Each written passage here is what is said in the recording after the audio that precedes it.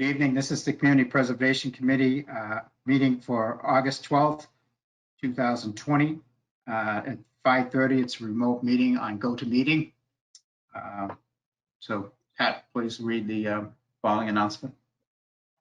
So all remote meetings can be accessible to the public through our agendas, as well as on the town website committee meeting calendar section. So the information presented below is how you may access the meeting for the public. As well, for our committee members, all votes are usually done as a roll call vote. While speaking, just state your name first to avoid any confusion, as well as speaking over each other. So that's pretty much it. I'll hand it back to you, Pete. Okay, we'll do a call of members. John Apria. John Apria, member at large and treasurer. John Hall. John Hall here. Tony Esco.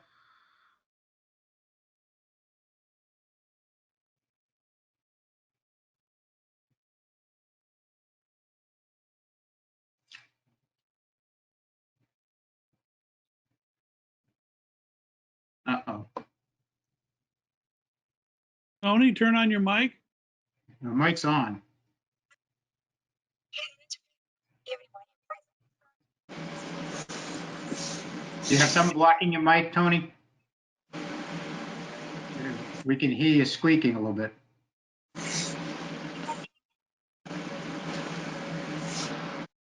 mic is on. Yep, hear you a little bit. I'll come closer. Okay. Start. Joe Sheehan.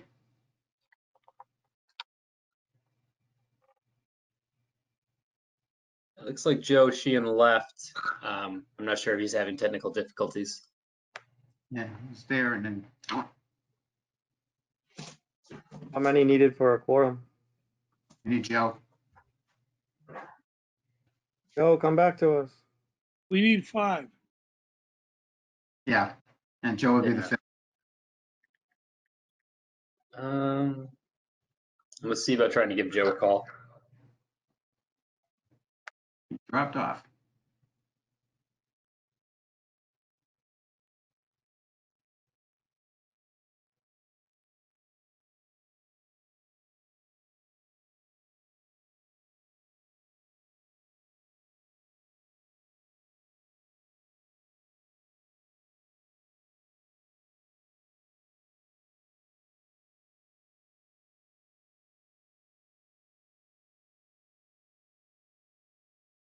Oh, Matt Lane.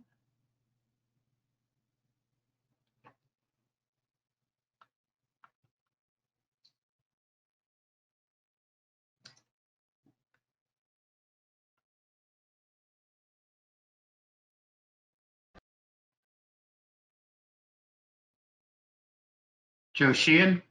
Hello. Yes, my Hi. internet connection is fixed.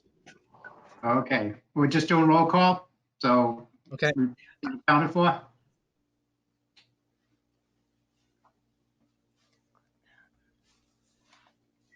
I'll take a yes or a no, Joe. I didn't hear you. Excuse me? We're doing roll call, so just introduce yourself, please. Joe Sheehan Okay. from the planning board. Okay. Matt Lane. It's Matt Lane from the Board of Selectmen. Sorry for being late. Apologize. Okay, we're just starting. Great. Okay. So first order is everybody, the meeting minutes for the previous meeting. Everybody had a chance to review and any changes, otherwise take a motion to approve.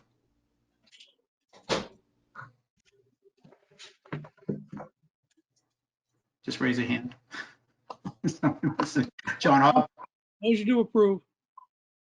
Tony, you second? I'll second it, just with correcting the word on the last page, instead of brining, we want bringing. Did you catch that, Pat? On the last page where it says Mr. McFarland stated that 2 more interviews will be needed, we will be bringing those projects, Okay. not brining. Otherwise, I second as amended. As amended, okay.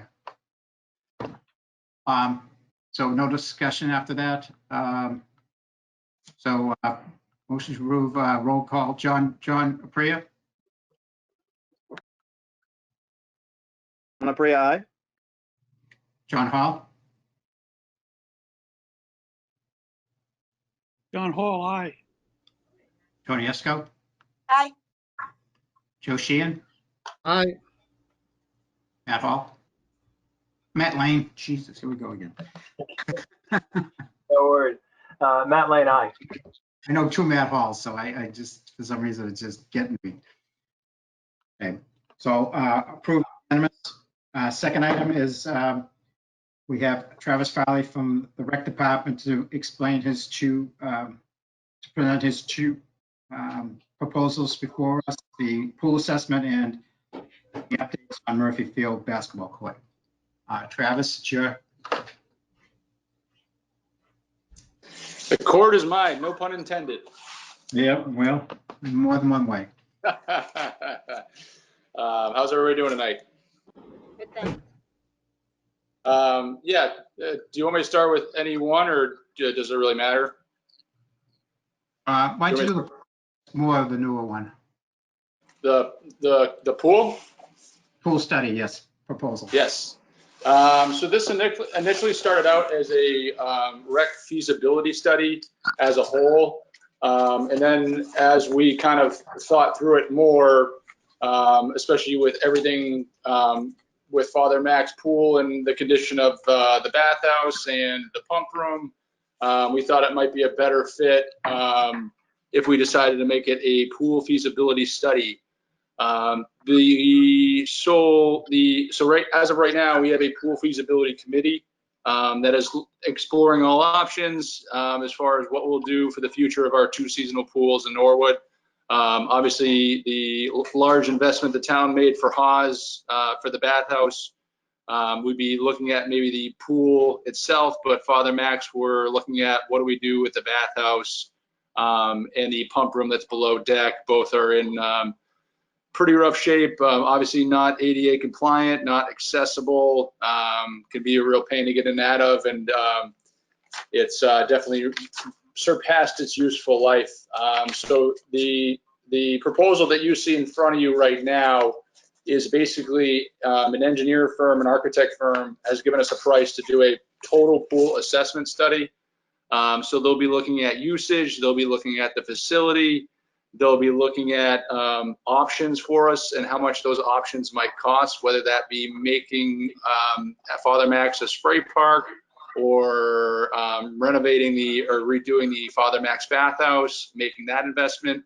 So after they do this complete analysis, they will be able to provide us with a option A, B, C, D, E for your pools and how much that will generally cost. We did look at other CPC projects in other towns. This was pretty common. I think, Pat, you can attest, there was probably 20 plus examples for other towns that did similar studies. And this assessment will basically give us some clarity or some backup when and if we ever make that decision for the pools. This assessment study will really be a huge help for that.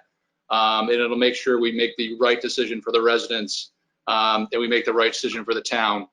This study will help us do that. So that's kind of it in a nutshell. I know it's pretty long-winded, but that is the assessment study for the pools.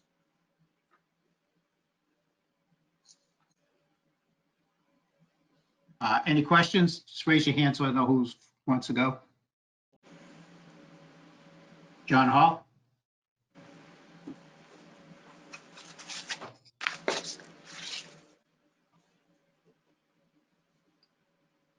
Still muted, John.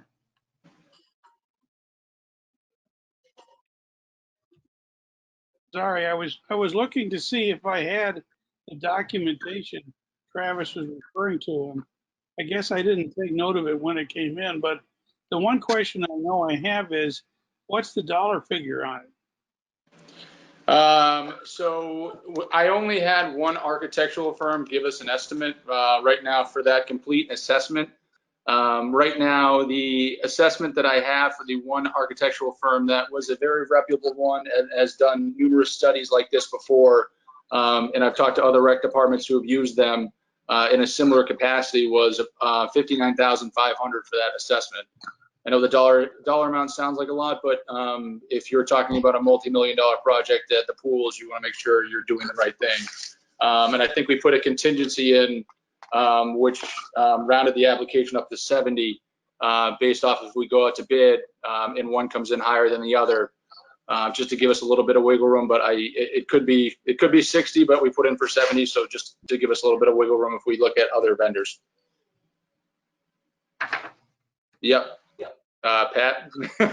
Oh, no, I was going to say, I think we had a 51.5 or something like that. That was the 20% contingency. Oh, yeah. My apologies. I'm sorry, 71.5, 71,500. Sorry, my bad. Yep. Yeah, John. I think we had discussed in earlier meetings that we wanted to get Kathy Carney involved early and substantially. You had a chance to discuss your bid and that sort of thing with Kathy? Yeah, so we did have very preliminary discussions with Kathy when we started this whole process, like in February or March, but unfortunately, when everything kind of went south in March, I really haven't had much dialogue with her since then. So we did have very preliminary discussions, so she does know about this. But I can definitely circle back with her to make sure she's on board with it. But those preliminary discussions, she didn't have any concerns or issues that I can't work out, or we can't work out on the procurement side.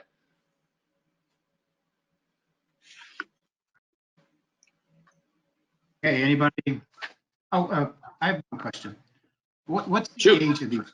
What are the age of these two pools? As far as I've heard they go back to what, pre-19? Yeah. I don't have the right, exact. 1960s, kind of roughly where they're, someplace before, give or take a year or two. Is that how that goes? Yeah, I can. How about this? I'll shoot the years. I don't want to give you the wrong years, but yeah, Father Max is close to 60 years, and that includes the bathhouse, which is like that old. I mean, you guys are familiar with it. It's that old cinder block building with a wooden roof, and it's in rough shape. But I can shoot Patrick the years for the bathhouse or the pools themselves. I have it, but I unfortunately do not have it in front of me, and I don't want to give you the wrong year. Okay, which is older though? Isn't I think it's Father. No, my apologies. I think Haas is older. The pool itself, obviously, it just got a brand new bathhouse. But the Father Max, I will say the pool itself at Father Max is in good shape, retains water well. The pump room is below deck, so we've had some real issues with chemicals because there's absolutely no ventilation with the pump room and all that. So that has been a really uphill battle. And then the bathhouse itself is, there's no ADA compliant ramp. There's no getting in or out if you're in a wheelchair or anything like that. So it's definitely out of compliance in that regard. So when you have your study done, you'll have it as far as access from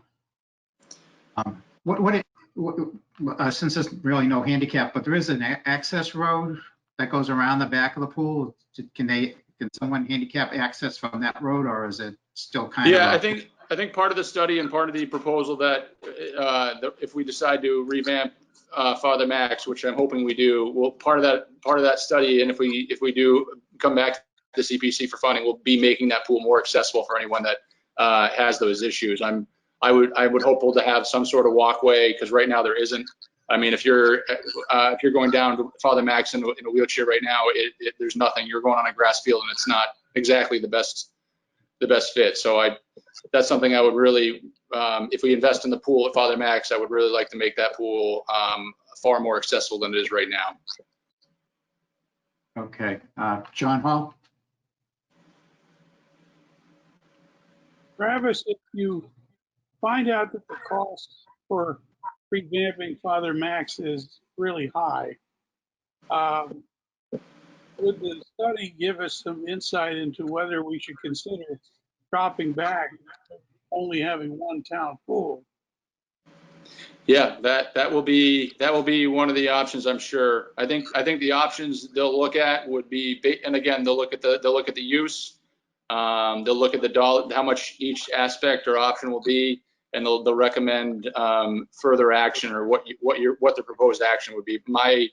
My gut would be, and not knowing, and don't quote me on this, but would be either go down and consolidate down to one pool at Haas, and then that would be option one. Option two would be make at Father Max's spray park altogether.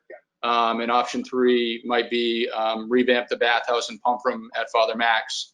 And then that would be, there might be one other option I'm not thinking of, but those would probably be your three concrete options. And obviously, like I said, that substantial investment the town made at Haas, that obviously rules that out for a pool. I think you're looking at Father Mac right now and figuring out based off of the use and what kind of investment the town would want to make moving forward at that pool and location, whether they have one pool at Haas or you turn into a spray park at FM, or you turn Father Max, you revamp the bathhouse at Father Max and make that investment there. That will be on the committee, and this assessment will help us make that decision. And then it'll go before the selectmen and go down that road and the town. Travis, could you explain what a spray park is? Yes. So a spray park is, the good thing about the spray park is the liability from the town side would be nil. The kids would still get a water element at Father Max. So it's basically, if you picture a flat concrete surface with different water elements, it's kind of hard to explain. They're just like sprinklers that kids can walk through, water elements that shoot out of the ground. It's very accessible. If you have any wheelchairs or any issues like that, you can get in or out. They can make it very creative for elements. They're so creative now that they can come up with a theme. They are really unique. And I think North Attleboro did a similar thing where they had an old pool that wasn't seeing the use that they thought it did. And the plumbing, when you have a pool, is really easy because you can just put the piping and the plumbing in the pool, fill it in, and then you put the spray park right on top of it. And it was, I can send the CPC the timeline. They had a Photoshop timeline of the project itself. And that area, and this is a couple of years ago, they said they saw more usage at that area than they'd ever seen with the pool. Sorry, go ahead, Pat. I was gonna say, as someone who lives in North Attleboro, is that a community field? I think so. Yeah, I can send. Okay. It was really a neat project because if they had a whole like photo timeline of the project, and they make it look so simple with they just put the plumbing in the pool. If you think about a pool that's empty, they put the plumbing in it. They filled it in with sand and concrete, leveled the surface, and then they put all kinds of different elements. Kids were able. They said that it was an old archaic pool, very similar to Father Max. Didn't see a lot of use, and then once they turned it over to a spray park, they said they saw the use go through the roof, and it would still give the kids of that neighborhood and that area a water element to go to. Obviously, it's not a pool, but at the same time, it would protect the town from a maintenance standpoint. We would have less costs to keep the pool open, no lifeguard, anything like that. It would protect the town as well. I'm sorry, and I'll go to John Apria, and then I'll go to John Hall. I know you, John. Did you have a question? Yeah, just real quick. Thanks, Travis, for joining us tonight and answering all No these questions. problem. I was just going to mention to John Hall that there's currently a splash park in front of the Haas pool. And it's a smaller one. It's a smaller one. You can see it right from Washington Street. It's basically a bunch of sprinklers, but younger kids really, really enjoy it. Yeah. I don't know. I'll just maybe like 8 and below, but it's a big attraction. It's good. The parents bring them. They can run around, kind of free range. The water features cool down. It's very, very popular at the Haas right now. I know our daughter would go back and forth from the pool to the water element to back to the pool. Yeah, it's an interesting proposal if they were to do that over at Father Max. Assuming, Travis, you would keep the current splash pad over at the Haas, correct? Yeah, that's correct.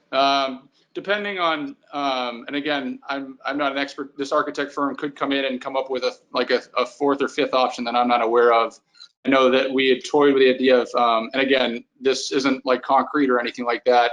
When we had them initially come out, they said, you could probably do is if you really wanted to reconfigure the pool at Haas, is that you could make where your spray park is currently, for those of you that are familiar with the Haas pool layout, have a zero entry area there into the pool. and then you could turn your Father Max area into a spray park, just a total dedicated spray park. That could be an option they present. I'm just guessing that because they haven't done the study yet, that could be an option as well. They could very well come back and say that. Obviously, the bathhouse is going to stay at Haas, but they could say that. Until they do the study, I don't know what options they're going to present to us. Right, and typically there's no bathhouse constructed or well, I guess it's an option, you know, put a splash pad in. Typically there's no restrooms with the splash pads. But I don't know, do you think that would be an option where they put the splash pad in, but then they redo the restroom there? I would encourage them to, just because we would probably still use Father Max for a playground summer camp area. So Gotcha. to have those bathrooms there, and on top of that, a storage area would be a huge asset for us down there as well. If we went the trailers right now. Yeah, the Eagle leasing trailer, believe me, I'm going to be getting rid of that this spring. We're going to be putting up 2 new sheds there as well. I've never been a big fan. I've never been a big fan of that Eagle leasing shed. I really haven't. It's an eyesore. It gets the job done, but it is not pretty to look at. Well, thank you. No problem. Yes, John. Back when I was still working in the state, the Centers for Disease Control identified home swimming pools as a large and rising injury danger because of slips on the wet surface, either leading to drowning or impact injuries on the concrete surrounding area. So I may just not be familiar enough with a spray park, but is that concrete or is that some more forgiving surface? You have options. I'm sorry, Peter, do you want to go? Do you want to follow up or? Yeah, my granddaughter uses one up in Stoneham, and it's all non-slip surfaces and things like that.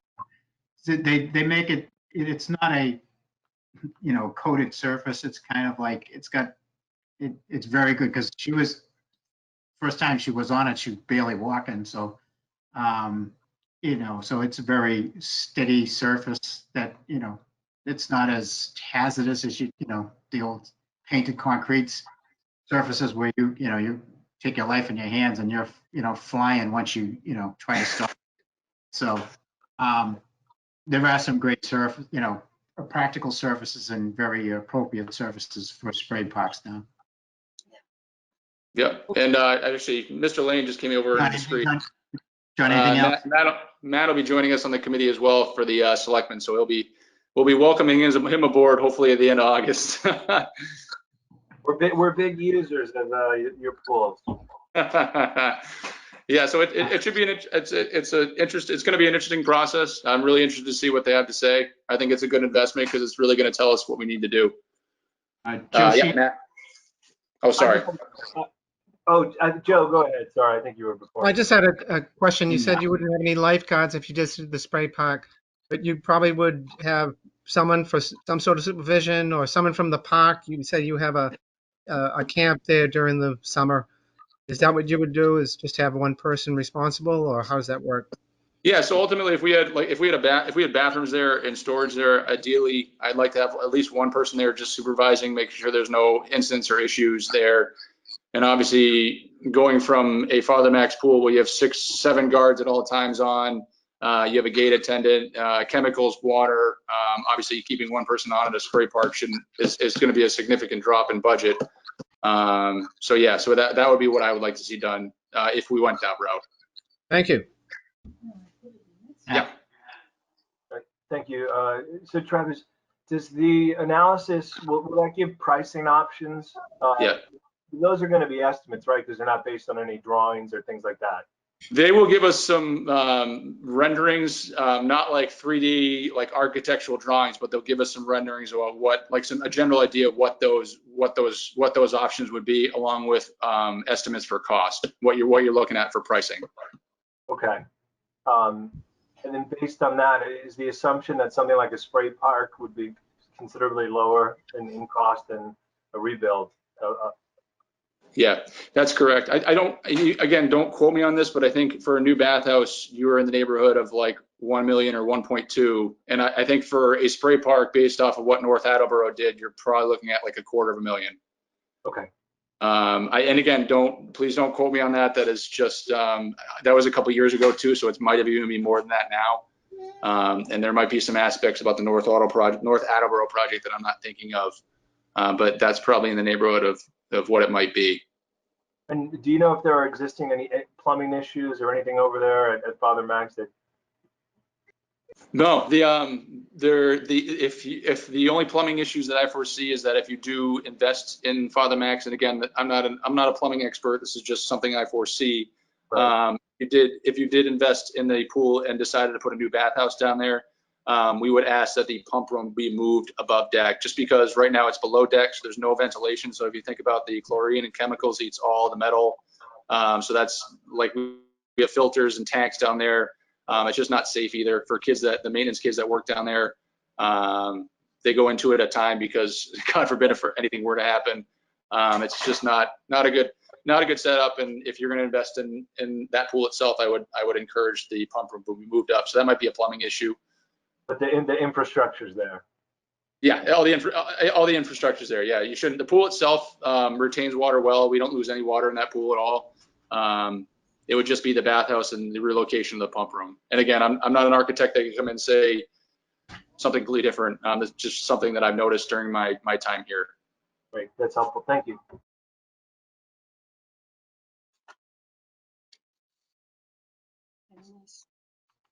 Any other questions? We can move on to the Murphy Field basketball court, which Yes. Travis, you came in just before all this in February, I think, and spoke about it, but I don't know if there's just any updates that you want to make on that. No, this one's actually a lot easier than the pool. I will say that. This is, I think, one of three outdoor courts that we have at playgrounds. We have one at Doherty, one at Murphy, one at Balch, that I'm thinking off the top of my head, that are our outdoor courts. The Doherty one was just done a few years ago. The Balch we're hoping to do this spring with the CPC funds. And then the Murphy court, which is the proposal that you see in front of you right now. Right now, I think we're getting some cracks in the surface. The court itself isn't painted. If you go down there now, it's pretty much just a dry, just a blank pavement. This is basically a light resurface of that court, painting on basketball lines, and then the addition of a more accessible path from the parking lot down. The parking area is on the side of Lenox Street, I think it is, down to the basketball court and playground area. So pretty straightforward. I think to be honest with you, I put in, Pat, do you have the number in front of you? I think it was 10 grand. I could be wrong, but that's probably going to be less than that. I think it's 16. Yeah. So I think we added the contingency to that. That's why it kind of went up closer. Yeah. So I don't foresee any major changes to this project. And this is pretty much just a straightforward one. It's, like I said, it's one court that I think needs to be addressed. And I think the neighbors in that area will see the perks and enjoy it. So, any questions on the basketball court?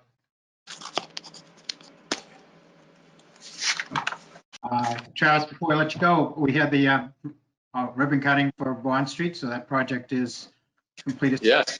It goes. The pad was poured from the street to the new entrance, so that's also done too.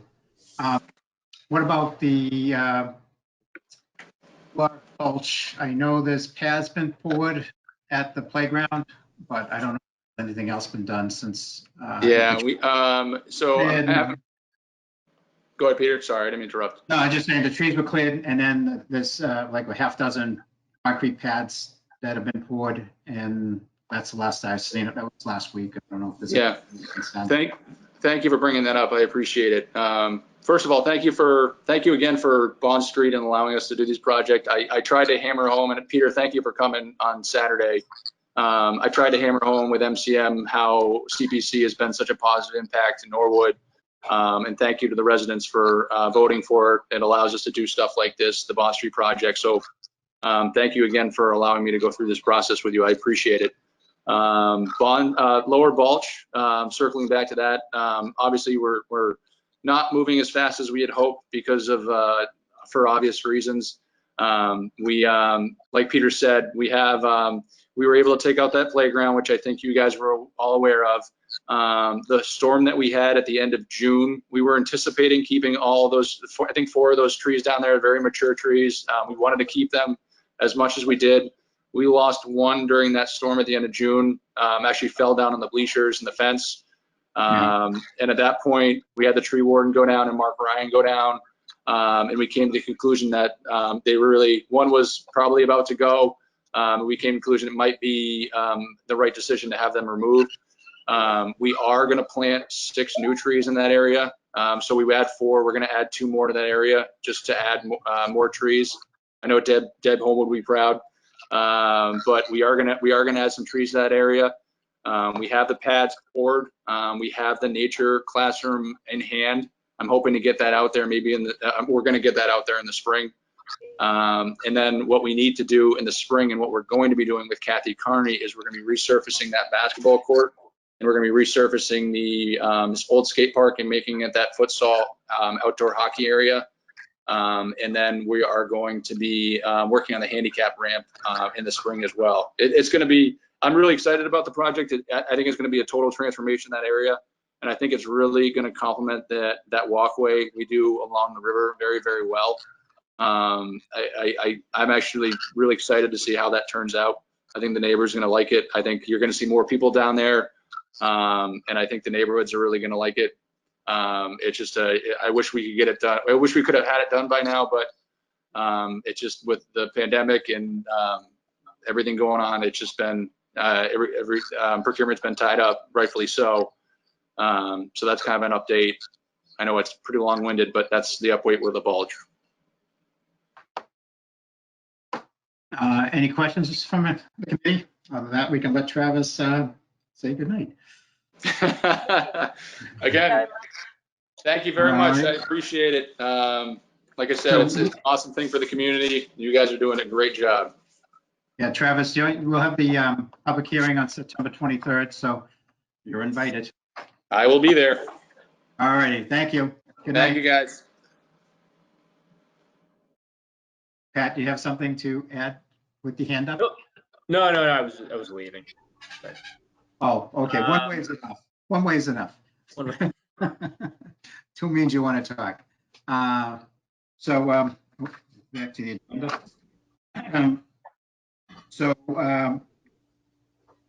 Yes, we got together, John Hall, Pat, and myself got together and talked about the pre-application form and the process. And you have a copy of the updated versions of both. So now we have a pre-application and updated process, which is now a 6-step process. Right, yeah, Pat? so I was just going to say to Pete's comment, I apologize. I think we had a few different versions going back and forth. So on Friday, I must have mistakenly sent out a version that had not been edited. So that's why I had sent out a revised version. I believe that was on Monday. That was brought to my attention by you, Pete, and by John Hall. And so the version that was sent out most recently, that is the most recent version. That is the updated version from our subcommittee session. So just wanted to clarify if there's any confusion there. Any questions from the committee? Otherwise, we can make a motion to approve both.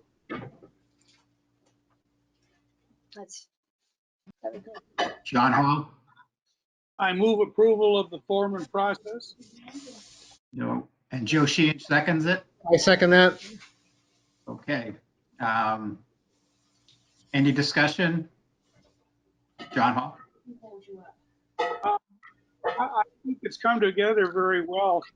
But for those who may not have been involved in all the later details, the key point here is we're going to be channeling all the applicants through Pat.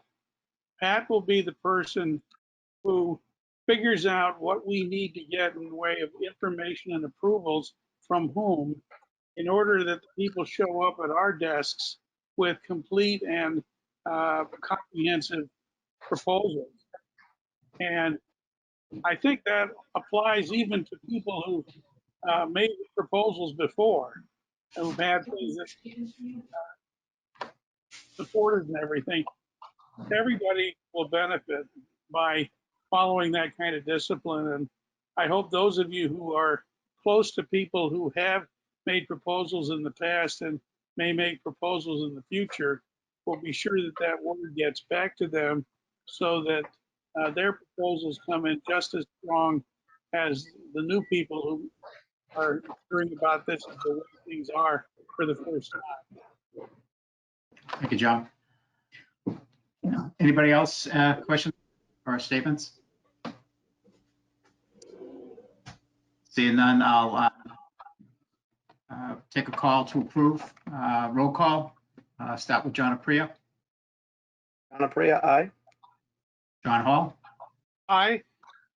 Tony Esco. Aye. Matt Lane. Matt Lane, aye. And Joe Sheehan. Aye.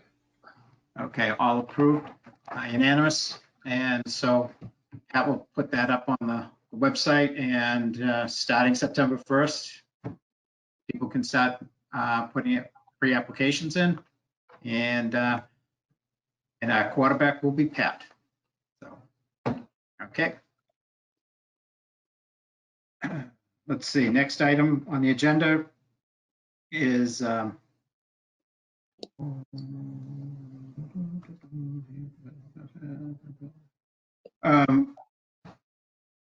I think we just discussed it as far as the Yeah. downward- So Pat, Pete, the reason I put that on the agenda, I know we had discussed at the last meeting, kind of getting ready for the special town meeting. I don't know if we want to have another discussion in terms of just kind of briefly, like the 23rd, we're going forward for our public hearing. We don't have an official date yet of the special town meeting or any schedule such as that, but I think just to be safe, we want to try to go with the 23rd. I'm going to reach back out to obviously Travis again, but also Patty Fanning and Judith Howard, as well as Tony Esco, regarding their projects and just, try to get everything, try to get the ball rolling again. Obviously, we were kind of, everything was put on hold back in March. And so, in terms of a public hearing that, that we need to have, how that's going to function and everything like that. So I'm not sure how much of a discussion we have, but I just want to have the committee be aware of it and know we're trying to probably go through the same process of doing it all virtually, and that's about it. Okay. Thank you. John Hall. Pat, could you translate this into our schedule? We've got a date for the public hearing. There will be a date set by somebody else for the special town meeting. And I assume our meeting in between those two is where we make final decisions about what we're approving. What does it look like that date would be at this point? Let me just bring up our schedule for a moment. The 9th?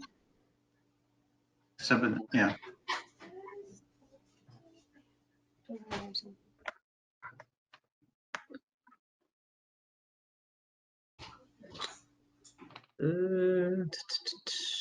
Of course, not updated. So what did you say? Was it the 9th we had it for October? No, September 9th for September. September 9th. September 9th is the meeting before our public hearing, but then obviously October 14th would be our regularly scheduled, I guess, meeting that would be after the public hearing. So, depending if we have a November special town meeting, I guess the October 14th would be that day that we, make decisions and have we got to probably have articles written before then. So I'm not sure what the committee's opinion is on that, if anything needs to be moved up. unless we get a date. My feeling is we're pretty well staying with September 9th as the next committee meeting. Historical Commission coming in to speak about the Morse House, as far as if there's any updates or anything that they want to get in front of us. And then Yes. September 3rd, public hearing. October 14th, take the final vote. We'll have our our monthly meeting and make our recommendations to move to town meeting whenever. Hopefully by then we'll know if there's a date or not. But I think we just move forward the way it is, and then we just start working up, going through for 2021 applicants and all that. So I think we're keeping pretty good. We have a good timeline right now, unless something changes that we, don't have, don't know any knowledge of right now. So, Shannon, you want to say something? No, I just had a question. Patrick, were you trying to say that perhaps October should be moved up because you want to get things ready for the town meeting? Of course, we don't know what the town meeting is. That's a problem, but. Yeah. I mean, the best thing we can do right now, I mean, we know we have 4 projects. Obviously, it's up to it's up to all your opinion on what projects to go forward with and how the money should be appropriated. But maybe I can work with John Apria offline as the treasurer just to get everything queued up from our standpoint. Obviously, meeting this way makes it difficult, but I think if we kind of have an idea of how the article is going to look and where the money is going to go with the prices we have, we can get everything kind of ready for approval. Yeah, that's a plan, Pat. Oh, John Hall. Do you think it might be useful to sniff around Tony Mizuko's office, and even if he won't say or can't say when they're planning to have a special town meeting, you can say, this is what we're doing. We're planning that will set the terms of our articles in the middle of October, which assumes that the special town meeting will be in November. Does that seem realistic to him, or would he advise that we move things up? I would probably have to have a discussion with either Tony or go to the selectman's office as well. Or is it the clerk's office that handles the special? I always forget. But I can figure it out in-house. We all have kind of a general idea of when it will be. Obviously, last year I think we moved it up, the special, just due to Moderna and that TIF. So we'll I would think late October, early November is kind of our general area. So I'll try to follow up in-house, obviously, though. Thank you. Yep. Anybody else? So, and I guess we're on to item 5, updates, administrative work, and future planning, which we have an invoice from the Community Preservation Coalition for annual dues. It's just that it's $2,875. It's the same as it's been for since we've been paying it the last 3 years. I don't know if anybody has. Take a motion to approve and pay. I don't know if Pat's already paid it, but it's a matter of record that we approved it. So Motion to approve 2875. John Apria, any second? One second. I'll second. There was a Matt, I saw a hand, so Matt Lane approves, seconds it. Any discussion, anything? See that, I'll take a vote. John, do you have a question? No. No, I was one of the ones who yelled out, "I'll second." Oh, okay. I'm happy to defer to the gentleman from the Board of Selectmen. Okay. So see that, I'll take a vote. John Apria, John Apria, aye. John Hall, Aye. Tony Esco, Aye. Matt Lane, Aye. Joe Sheehan, Aye. And chair votes yes, so we have unanimous. So thank you. Yeah, any update on our hiring process for recording secretary? Yeah, so we had posted in-house as well as posting briefly elsewhere, using the usual means of posting for a job. We're probably going to go back out and try again. For whatever reason, we really didn't get many applicants. So it's in progress. It'll be filled eventually, but we just we didn't get really anything when we posted it outside. So we just wanted to go take another shot at it and see if we can find somebody. So that's about it. So we will try reposting that again. Try again. Any? Yep. Okay. As far as projects in process, well, Yep. So Bond Street is finished, and Travis gave the update on Lower Bulch. So as far as Carillon and the pavilion, Pavilion is making good progress. I know they've got the slab poured. Basically with the project, they were going to push back those boulders, add space for crushed stone parking, have an ADA compliant pathway up into the slab, and then the pavilion itself. I know we had an issue at first when they put it out to bid and it came in way too high. I believe Ramona Morgan worked with Kathy Carney and they kind of, with the help of, DPW, we're going to probably purchase it as a kit and be able to put it together in-house with our DPW assisting. So it's going on the right track. I think by Labor Day, really good shot of having it completed. So that's good news on that front. And then with the Carillon, I have not really talked to Bernie or Lee about it since I reached back out in May or June. A lot of other things going on, so I'm not sure where they're same place they were last time I talked to them. I don't think we've gone forward with that project at all yet.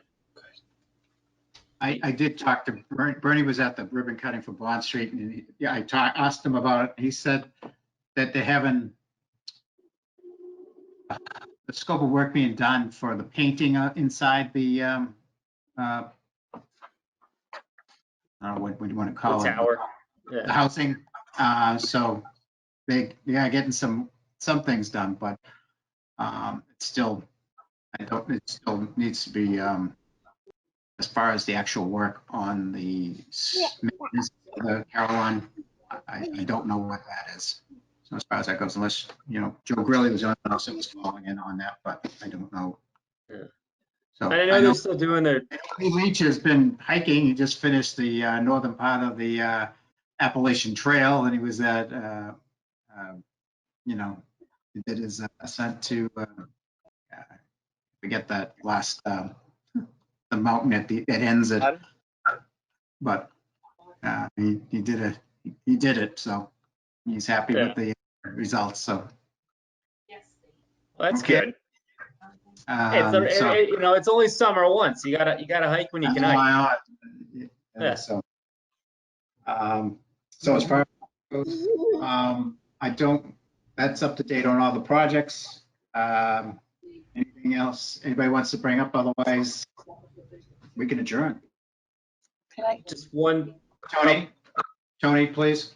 Yeah, I'd like to give a shout out though for the beautiful job that was done on the cement slab. It's beautiful. They scored it. I think that was Fellini Company that the town hired, and I went over and complimented them because this is right across from my driveway. So I have pictures of the pretty rainbow cement truck and the whole deal.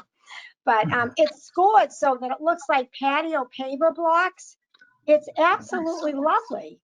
So concrete slab just sounds ugly. It's a very pretty layout. It's I had to compliment them. I had never seen that done before.